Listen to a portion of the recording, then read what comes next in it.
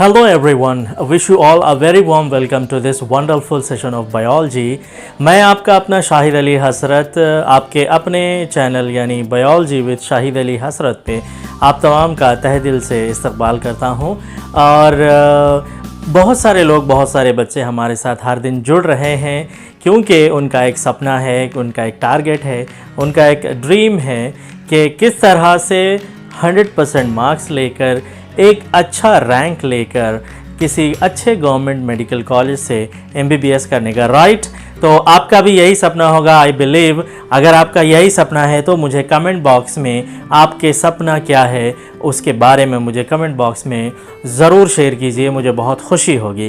तो चलिए मैं आपको लेके चलूँगा सब्जेक्ट की एक सक्सेसफुल जर्नी पर, जहाँ हम मुख्तलिफ ट्रिक्स, टेक्निक्स और माइंड मैप्स के ज़रिए से सीखेंगे कि सब्जेक्ट पर कैसे ग्रिप हासिल किया जाता है। चलिए विदाउट वेस्टिंग एनी टाइम हम सीधा चलते हैं हमारे आज के टॉपिक की तरफ। यानी आज से शुरू हो रहा है the diversity in the living world, 11th या जूनियर इंटरमीडिएट बॉटनी का पहला चैप्टर है और आज हम डिस्कस करने वाले हैं उसी से। और विदाउट वेस्टिंग एनी टाइम हम अपने टॉपिक की तरफ चलते हैं, अपने मुद्दे की तरफ चलते हैं कि लाइफ क्या है, ज़िंदगी क्या है। तो लाइफ के बारे में डिस्कस करने से पहले हम बात करना चाहेंगे कि मैं आपको याद दिलाना चाहूँगा कि किस तरह से एक एटम मिलकर, कई एटम्स मिलकर मॉलिक्यूल्स बनाते हैं। ये आपको याद होगा, शायद आपने पिछली क्लासेस में पढ़ा होगा, फिर भी एक बार रिमाइंड कर लेते हैं कि एक एटम, कई एटम्स मिलकर बनाते हैं मॉलिक्यूल्स और कई मॉलिक्यूल्स मिलकर बनाते हैं एक सेल। सेल के बारे में आपने डेफिनेशन सुन रखी होगी कि it is a structural and functional unit of any body.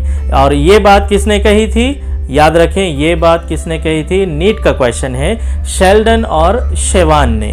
Sheldon और शेवान ने ये बात कही थी कि cell is a structural and functional unit.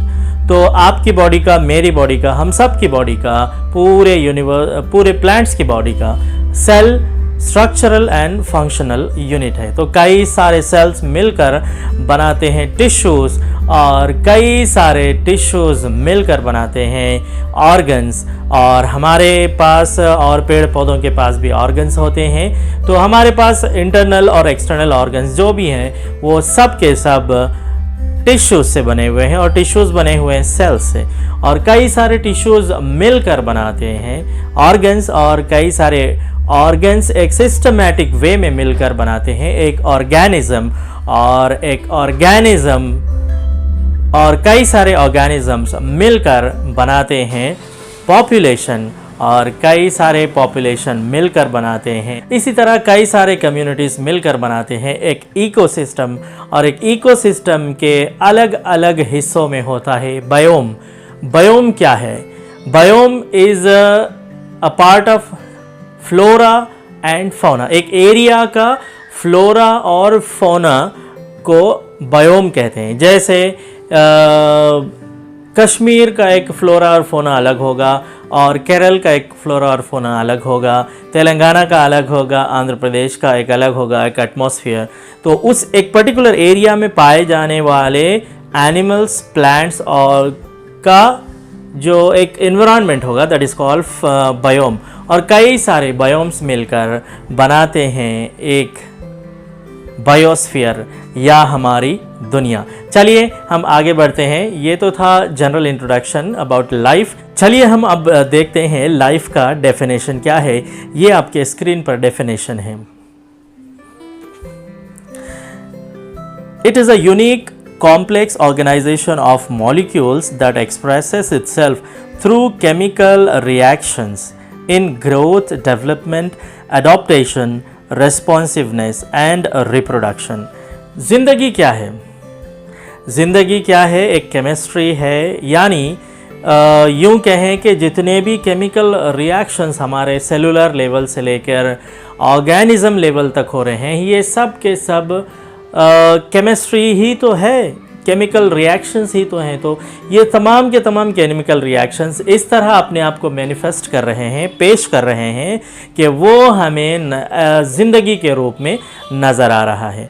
Cell की पूरी कॉम्पोजिशन आपको पता होगी कि किस तरह से सेल में mitochondria, lysosomes, ribosomes, endoplasmic reticulum and nucleus, nucleus, blah blah blah, बहुत सारी चीज़ें सेल में होती हैं। तो सेल की पूरी कॉम्पोजिशन आपको पता होगी, लेकिन क्या आप और मैं मिलकर एक नया सेल क्रिएट कर सकते हैं आउट ऑफ द बॉडी, उसको बाहर निकाल कर? बिल्कुल नहीं कर सकते हैं। इसी तरह से लाइफ को, उसे मेरा मतलब ये है कि क्या हम लाइफ को क्रिएट कर सकते हैं? हम आज डिस्कस करेंगे लाइफ को कैरेक्टरिस्टिक्स की बुनियाद पर। You can not define life but you can characterize. तो चलिए, पहला जो कैरेक्टर है लाइफ का वो है डेफिनेट शेप एंड साइज। यानी लिविंग ऑर्गेनिजम्स में डेफिनेट शेप और साइज़ का इजहार करते हैं वो लोग, कि जैसे कि रैट है, कैट है, डॉग है, इनका अपना एक डेफिनेट शेप और साइज़ होता है। थोड़ा सा स्लाइट डिविएशन होगा, लेकिन ये लोग अपना एक शेप और साइज़ ज़रूर रखेंगे। तो ये डिविएशन को अगर हम बाजू रखें तो इनके एक मॉर्फोलॉजी होगी, यानी इनकी एक शक्ल होगी। तो इसीलिए इन्हें कहा जाता है मॉर्फस, यानी जिसकी कोई एक शक्ल होती है, स्ट्रक्चर होता है, वो मॉर्फस कहलाता है। और आप अंदाज़ा लगाइए एमॉर्फस किसे कहते हैं? बिल्कुल सही, कि जिसका कोई शेप और साइज़ नहीं होगा वो एमॉर्फस होगा। जैसे कि नॉन लिविंग सब्सटेंसेस है, रॉक्स है, पहाड़ है, और बड़े बड़े टीले हैं, जंगल के टीले वगैरह, तो ये सब एमॉर्फस कहलाएंगे। ये भी एक पॉइंट है, याद रखिए नीट के लिए। और उसके बाद जो दूसरा कैरेक्टर है वो है ऑर्गेनाइजेशन। दूसरा जो वर्ड है, इस वर्ड में ही एक जुमला छुपा हुआ है, ऑर्गेनाइजेशन।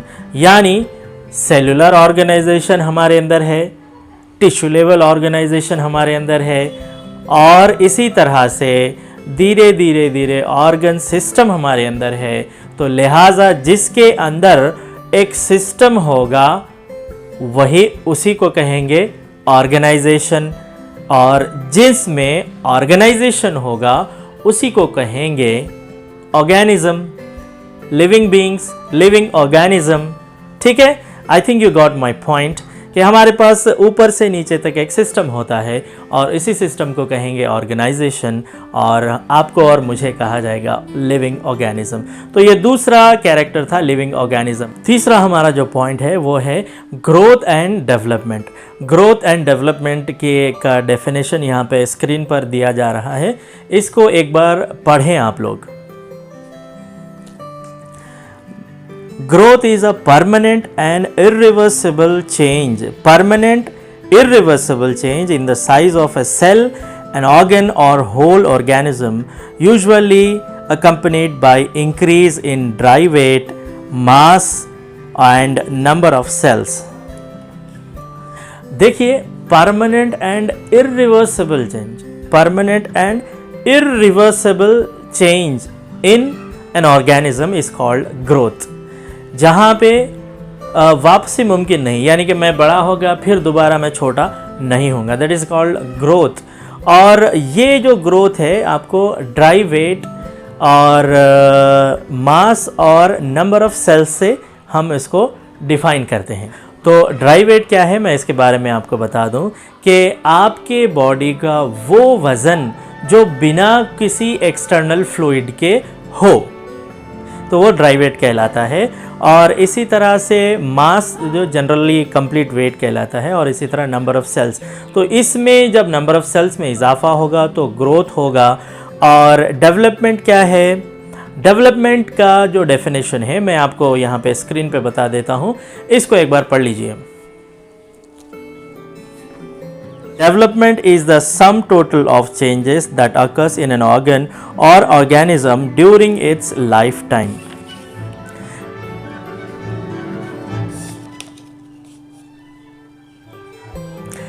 यानी किसी ऑर्गेनिज्म और ऑर्गन के लाइफ टाइम में होने वाला चेंजेस जो होंगे वो डेवलपमेंट कहलाते हैं। तो अब यहाँ पे देखिए कि development, growth and development plants में क्या होता है और ह्यूमन बीइंग्स में या एनिमल्स में क्या होता है। प्लांट्स में देखिए कि growth continues throughout this life as they have meristematic areas where cell division occurs regularly. ये प्लांट्स के लाइफ स्टाइल और ह्यूमन बीइंग के लाइफ स्टाइल का एक बहुत बड़ा जो चेंज है वो ये है, जो दोनों को डिफ्रेंशिएट करता है कि प्लांट्स में जो ग्रोथ है पूरी ज़िंदगी चलता रहता है। यानी आप मेरिस्टेमेटिक एरियाज आप देखिए, एक प्लांट कई सौ साल का भी है और ऊपर उसके मेरिस्टेमेटिक एरियाज में छोटे छोटे छोटे कोंपलें आपको ज़रूर नज़र आएंगी। और एनिमल्स का डेफिनेशन भी आप यहाँ पे देख सकते हैं कि चलिए एनिमल्स के ग्रोथ का डेफिनेशन देखते हैं कि growth occurs up to a certain age after which cell divide only to replace worn out and loss cells. Animals, अगर हम एनिमल्स के बारे में यहाँ पर देखें तो ग्रोथ एनिमल्स में एक सर्टेन एज के बाद रुक जाता है और सेल डिवीजन भी अगर वहाँ पे वाक़ हो रहा है तो ओनली वॉर्न आउट सेल्स और रिपेयर के लिए ही वहाँ पे सेल डिवीजन होगा। अब ये वॉर्न आउट सेल्स क्या होंगे? वॉर्न आउट सेल्स वही हैं कि भाई रिटायर्ड सेल्स, अब उनका कोई काम नहीं रह गया है, वो डिवाइड नहीं होंगे, डिवाइड हो नहीं सकते, इसीलिए उन्हें वॉर्न आउट सेल्स कहा जाता है। तो उनको रिप्लेस करने के लिए ये सेल दूसरे सेल्स वर्क करेंगे ग्रोथ में। और जो ग्रोथ है वो 3 स्टेजेस पे वाक़ होता है। तो वो 3 स्टेजेस क्या हैं हम हमारे स्क्रीन पर देखते हैं। There are 3 processes involved in growth. One is cell division, number 2 is cell enlargement, and number 3 is secretion of apoplastic substances. Apoplastic और प्रोटोप्लास्टिक सब्सटेंसेस के बारे में शायद आप जानते होंगे कि सेल के बाहर जो सेक्रेशन होगा, सेल के बाहर जो काम होगा वो एपोप्लास्टिक होगा और सेल के अंदर जो होगा वो है प्रोटोप्लाज्मिक। तो मैं कह रहा था कि ग्रोथ एंड डेवलपमेंट के 2 तरीक़े हैं। Number 1 is interception and number 2 is accretion. तो इंटरसेप्शन की तारीफ़ पहले हम देखते हैं आपके स्क्रीन पर कि living organisms shows internal growth due to addition of materials and formation of cells inside their body। यानी लिविंग ऑर्गेनिज्म का जो ग्रोथ है वो formation of cells inside their body है। लिविंग ऑर्गेनिजम्स का जो ग्रोथ है वो है formation of cells inside the body. अब बॉडी के अंदर सेल्स फॉर्म होंगे तो इनलार्ज होंगे और एपोप्लास्टिक और प्रोटोप्लास्टिक सब्सटेंसेस में इजाफा होगा, तो लिविंग ऑर्गेनिज्म ग्रो होता हुआ आपको नज़र आएगा। हर जानवर ने अपनी शुरुआत एक सिंगल सेल से की है और वो सिंगल सेल डिवाइड होकर टिश्यूज़ बना, टिश्यू से ऑर्गन्स बने, ऑर्गन से एक कंप्लीट ऑर्गेनिज्म बना। तो ये कहलाता है इंटरसेप्शन। और दूसरा है एक्रेशन। एक्रेशन का डेफिनेशन यहाँ पे स्क्रीन पर देखिए कि non living articles increase in size due to addition of similar material on their outer surface. इसकी एग्जाम्पल है स्टोन्स, क्रिस्टल्स एंड माउंटेन्स। अब आप देखिए स्टोन्स, क्रिस्टल्स या माउंटेन्स के ऊपर सिमिलर मटेरियल उसके ऊपर गिरता है तह ब तह, परत दर परत, तो वो ग्रो होता हुआ या बढ़ता हुआ आपको ज़रूर नज़र आएगा। तो ये भी एक किस्म का ग्रोथ है और इसे कहते हैं एक्रेशन। अब इसके बाद हम देखते हैं वो चीज़ें जो ग्रोथ करवाती हैं, ग्रोथ प्रोड्यूसिंग सब्सटेंसेस। तो इसमें हमको 2 चीज़ें नज़र आएंगी, प्रोटोप्लाज्मिक सब्सटेंसेस एंड एपोप्लाज्मिक सब्सटेंसेस। अब इसके बाद हम देखते हैं वो चीज़ें जो ग्रोथ करवाती हैं, तो इसे कहेंगे ग्रोथ प्रोड्यूसिंग सब्सटेंसेस। तो नंबर 1 है ग्रोथ प्रोड्यूसिंग सब्सटेंसेस में प्रोटोप्लाज्मिक सब्सटेंसेस और नंबर 2 है एपोप्लाज्मिक सब्सटेंसेस। प्रोटोप्लाज्मिक सब्सटेंसेस जैसा कि मैंने अभी कहा था कि सेल के अंदर रहने वाले सब्सटेंसेस और एपोप्लाज्मिक सब्सटेंसेस सेल के बाहर का ग्रोथ। सेल के अंदर ऑर्गेनल्स होंगे, सेल के बाहर कुछ फैट होगा, टिश्यूज होंगे और दूसरी चीज़ें होंगी। ठीक है, तो अब इसका डेफिनेशन भी हम देख लेते हैं। These are components of living matter like cytoplasm and nucleus.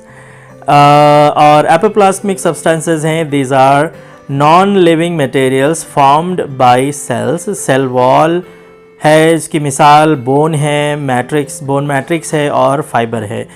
अब इसके बाद हम बात करते हैं हमारे चौथे और सबसे अहम लाइफ डिफाइनिंग कैरेक्टरिस्टिक्स यानी मेटाबॉलिज्म की। मेटाबॉलिज्म क्या है? It is a sum total of changes occur in a cell. यानी एक सेल, यूँ समझिए कि एक सेल में जो हज़ारों तरह के केमिकल सब्सटेंसेस हैं, उनमें हज़ारों तरह का केमिकल रिएक्शन हो रहा है और यही चीज़ मेटाबॉलिज्म है। चाहे एक सिंगल सेल स्पर्म हो या एक बड़ा सा ऑर्गेनिज्म, अगर मेटाबॉलिज्म शो करता है तो वो लिविंग है। चाहे वो एक सिंगल सेल बैक्टीरिया हो या एक कंप्लीट प्लांट ले लीजिए या एनिमल ले लीजिए, तो अगर इनके अंदर मेटाबॉलिज्म हो रहा है, ये लिविंग है, ये जिंदा है।